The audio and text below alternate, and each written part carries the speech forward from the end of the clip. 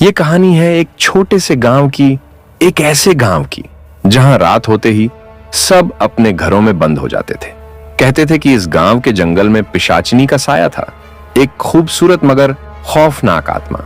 उसके बारे में कहा जाता था कि वो सिर्फ रात में दिखाई देती थी और जिसके भी करीब जाती उसे अपने प्यार में फंसा लेती। मगर ये प्यार मौत से भी खौफनाक था। राघव गांव का एक नौजवान जिसे प्यार पर यकीन नहीं था, एक रात वो अपनी जिद में जंगल की ओर निकल पड़ा। कहते हैं वो जंगल की गहराइयों में उस पिशाचिनी से मिलने गया। किसी ने उसे जाते हुए देखा नहीं, बस उसकी चीखें सुनाई दी थीं। राघव वापस लौटा, लेकिन कुछ बदला बदला सा। उसकी आंखों में एक अजीब सी चमक थी। वो लोगों से कटने लगा, बस अकेला बैठा रहता। गांव वालों को यकीन हो गया था कि राघव अब उस पिशाचिनी के वश में है। राघव ने एक रात अपनी बहन को एक अजीब कहानी सुनाई। उसने कहा, वो मुझसे मिलती है हर रात। उसकी आंखों में अजीब सी मोहब्बत है, मगर वो मोहब्बत जानलेवा है। मैं उसकी तरफ खींचता जाता हूं, पर जितना पास जाता हूं उतनी ही मेरी आत्मा मरती जाती है।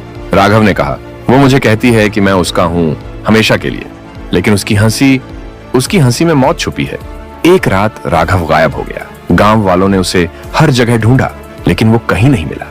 फिर एक सुबह उसकी लाश गांव के बाहर जंगल के किनारे मिली। उसके चेहरे पर अजीब सी मुस्कान थी और उसकी आंखें खुली थीं, जैसे वो किसी को देख रहा हो।